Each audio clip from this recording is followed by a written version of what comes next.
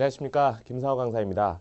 오늘은 FP님 여러분들과 함께 우리 고객님들과 그 상담 시에 굉장히 격한 감정으로 거절을 표현하시는 분들, 무슨 말씀이냐면 보험 자체가 싫다. 보험회사는 그러니까 너네들이 고객들이 해지를 하면 할수록 이익을 많이 본다라는 식으로, 사실은 다 납득하기 어려운 그런 논리들입니다. 사실 말도 안 되는 이야기이고, 그런 부분에 대해서 저나 FP님 여러분들 다 알고 있지만, 거기에 대해서 어떻게 대처할 것인지에 대해서는 사실 이렇게 좀 체계적으로 이렇게 대응을 하지는 못하시는 거를 제가 여러 번 봤고, 저도 초반에 영업 초반에는 그런 부분에 대해서 그러십니까 하고 말았지, 사실은 이러하니까 그건 아니다라고 조목조목 말씀을 드린 적은 없었던 것 같아요. 근데 이제 저도 영업을 해보면서 교육도 이렇게 하면서 보니까 해지를 많이 해가지고 보험회사가 이익을 보게 된다면, 아니 그럼 보험회사는 해지 캠페인을 계속 해야 되는 거 아닌가? 그러니까 그런 생각이 들게 되더라고요. 근데 해지 캠페인은 사실은 하지 않잖아요. 보험회사도 유지율을 올리기 위해서 굉장히 FP님 여러분들한테 많은 부분은 강조를 하고 있고, FP님들도 역시 그런 부분에 대해서 신경을 안 쓰실 수가 없습니다. 신기약만 창출하는 게 다른 아니니까요. 그런 유지율. 그런 부분에 대해서 어떻게 좀 대처하실 수가 있는지에 대해서 좀 같이 얘기를 해보시는 시간 한번 나눠보겠습니다. 자, 제목은 해지 많을수록 보험사의 이익인가? 이익이 아닙니다. 절대 아니겠죠. 왜냐하면 아까 다 말씀드렸던 부분이고요. 보험에 대한 오해가 사실은 그런 어떤 해지에 대해서 보험회사 이익 뭐 이런 것뿐만이 아니라, 보험을 원체 그냥 좀 부정적인 시각을 갖고 계신 분들은 뭐 그런 거절에 아주 그 무슨 바이러스처럼, 변종 바이러스처럼 거절 방식도 굉장히 여러 가지이기 마련인데, 보험회사는 절대 손해 안 본다. 손해 보고 있습니다. 자, 상품 해지가 많아야 보험회사의 이익이다. 아니다라는 거. 그 다음에 보험사는 신규 가입에만 열을 올린다. 열을 올리지 않는 것은 아니지만, 물론 신규 가입 창출을 통해서 또 새로운 상품으로 계속해서 고객들한테 이익을 주는 그런 측면에서는 신규 가입에 열을 올리는 부분도 있지만, 그 부분이 다가 아니라는 거에 대해서 설명을 해 주셔야 되는 거. 자, 오해의 정점은 보험은 아예 들 필요가 없다. 이런 부분에 대해서 어떻게 표현을 하시면 좋은지 말씀드리겠습니다. 자, 고객과 FP, 저와 FP님 같은 FP, 고객, 누가 손해를 더 많이 볼 것 같으세요? 해지를 받으시면. 고객분들은 고객이라 그럴 거고, FP 분들은 해지하면 당연히 내가 손해지라고 하시는 분들도 있을 텐데, 자, 제 3대 상자가 회사가 있어요. 보험사. 이 세 개 중에서 제 생각은, 제 개인적인 생각이지만 장기적인 관점으로 봤을 때는 이 세 대상자 중에서 가장 손해보는 주체는 저는 보험사라고 생각합니다.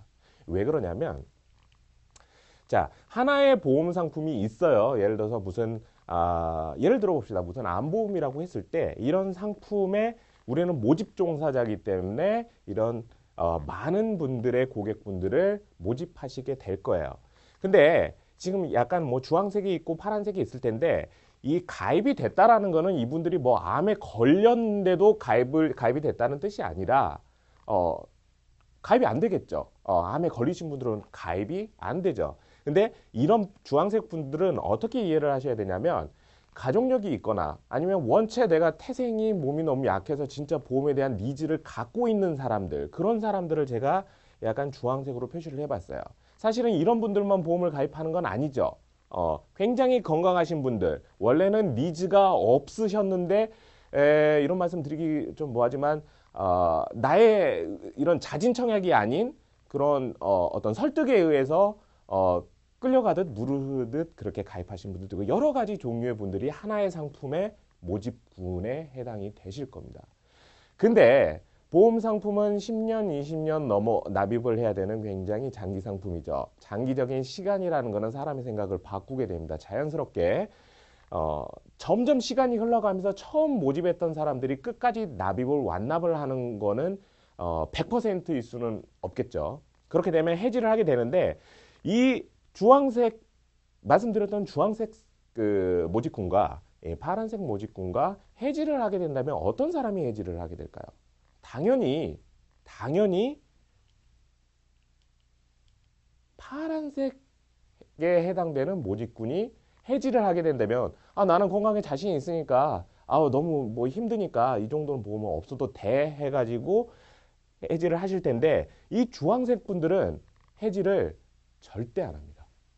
절대 안 하게 되면 무슨 일이 일어나게 되냐면 하나의 보험 상품에는요 애초에 보험사가 이 보험 상품을 출시를 할 때 위험률에 따른 그러니까 어느 정도의 사람이 모이면 그 사람 중에서는 몇 명이 암에 걸릴 확률이라 그런 통계 수치를 가지고 보험료를 산출을 했겠죠.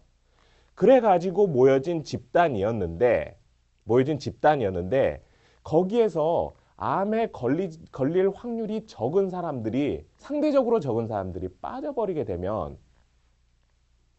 이 모집군에서 확률하고 통계 수치는 맞지 않게 되고요. 이 모집군 내에서 위험률이 굉장히 높아져서 보험사는 지급 보험금이 애초에 재무 계획을 그러니까 그 뷰젯을 산출을 했을 때보다 예산을 산출을 했을 때보다 훨씬 더 많은 지급 보험금을 장기적으로 지급해야 되는 경우가 생길 수밖에 없습니다. 그렇게 되면 이 보험사는 최악의 경우에는 문을 닫게 될 수도 있고 이 상품이 더 이상 나오지 않고 뭐 새로운 상품을 개발을 해야 되는 등 보험료가 올라가는 등 다음에 보험을 가입할 대상자들이 오른 보험료를 가지고 똑같은 보장을 받게 돼야 되는 등 여러 가지 그 폐해가 발생이 되게 되죠. 거기다가 뭐 요즘 뭐 신문 기사도 많이 나오지만 보험 사기 같은 게 있으면 이 위험률은 더 올라가게 됩니다. 그러면서 보험사, 고객, 뭐 FP도 물론이고요. 다 손해를 보게 되는 거죠. 모든 상품은 우리가 FP님들 그 처음에 FP 시험을 보실 때 처음에 나왔던 문구가 뭐냐면 보험 상품을 만드는 첫 번째 원칙은 수지상등의 원칙입니다. 고객도 손해를 보지 않고 보험 회사도 손해를 보지 않아야 됩니다. 거기에 이제 FP는 없는데 그 두 주체가 그 손해를 안 보는 그런 그 계산하에 만들어진 상품이 보험 상품인데 이러이러한 일들이 벌어지게 되면 보험사가 손해를 볼 수도 있다. 장기적으로는 가장 큰 손해를 보는 것은 보험사다라는 것을 우리 고객분들한테 이런 부분을 설명을 굉장히 납득할 수밖에 없는 내용입니다. 가족력이 있고 내가 진짜 위험한 사람들은 보험을 절대 해지 안 하거든요. 그렇죠? 여기 이 설명과 함께 같이 들어가주는 설명이 뭐냐면 보험에 부정적이신 분들이니까 이런 부분을 설명해 주시죠. 우리나라 전통 미풍 양속에 그러니까 전통 고유로 내려오는 그런 어떤 관습 중에 경상북도 쪽에 우리 뭐 예전에 배웠지만 품앗이나 두레 같은 그런 어떤 미풍 양속이 있었다라는 얘기가 있는데 품앗이가 즉 두레가 즉 보험입니다. 쉽게 설명을 드리면 자 추수는 가을에 하죠. 하지만 봄에 씨앗을 뿌리고 여름에 모내기를 합니다. 그러면 봄에 가장 일손이 많이 드는 시기는 사실 추수할 때라고 얘기를 들었는데 추수할 때 각자의 농가들이 뭐 10개의 농가가 있는데 봄인 지금 시점에서 가을에 내가 끌어올 수 있는 노동력이 충분히 확보가 될 수 있는지를 시즌이 지나봐야 가을이 지나봐야 확실해지는 거지 봄에는 어떤 일이 일어날지 아무도 모릅니다. 그래서 10개의 농가는 어떤 일을 세우냐면 우리가 가을 추수 때 하나의 농가라도 노동력이 부족한 그러니까 일손이 부족한 노비가 부족한 그런 어떤 가족이 생겼을 경우에는 우리가 십시일반해서 거기를 도와주는 걸로 봄에 약속을 하자 미리. 누가 너네들 중에서 어떤 농가도 뭐 일손이 부족한 애들은 아니지만 그래도 혹시 모르니까 우리끼리 협약을 맺자. 그 협약을 맺게 하는 데는 주체가 분명히 있을 겁니다. 돈도 거둘 수도 있는 거고 그런 약속을 뭐 어떤 서약을 하는 그런 어떤 문서를 꾸미는 사람도 있어야 될 거고 굉장히 잡일을 해야 되는 그런 사람은 보통 그 농가에서 이장이 하게 되겠죠. 그 이장은 공동의 목적을 위해서 그런 부분을 뭐 희생을 해서 사실은 그런 어떤 노동력을 가하는 거기 때문에 사실 존경도 받지만 굉장히 귀찮은 일이죠. 그래도 합니다. 근데 가을에 정말로 어떤 농가가 도움을 받는 농가가 있었어요. 다 모든 10개의 농가가 그 노동력 부족한 일은 당연히 없었지만 하나의 농가가 그런 일이 생겼기 때문에 그런 부분을 도움을 받으실 수가 있었죠. 보험회사가 하는 일, FP가 하는 일은 바로 아까 이장과 같은 역할입니다. 내가 솔선수범해서 이 농가들이 다 같이 잘 살게 하기 위해서 내가 모르는 너도 모르는 그런 일에 닥쳤을 때 대비를 하는 그런 부분을 준비를 해주는 그런 어떤 그 사소한 그런 어떤 잡일, 이장의 잡일, 어떻게 보면 그런 큰 일을 대신 해주는 일을 FP와 보험회사가 해주고 있는 겁니다. 자, 보십시오. 품앗이는 협동노동의 형식을 품을 지고 갚고 하는 일을 일컫는다. 서로 거들어 준다는 거. 근데 이 품앗이에 들어가게 되려면 같은 작물을 재배하는 농가 조건이 다 똑같아야 합니다. 암에 아직 걸리지 않는 사람들, 건강한 사람들, 비슷한 경작 면적, 그 다음에 이웃하여 집안 내력을 잘 아는 농가, 서로 신뢰를 하고 있는 사이, 신뢰라는 얘기도 여기 나오죠. 그 친척 간의 농가들끼리만 이 둘의 품앗이에 들 수 있다는 겁니다. 보험 상품하고 똑같아요.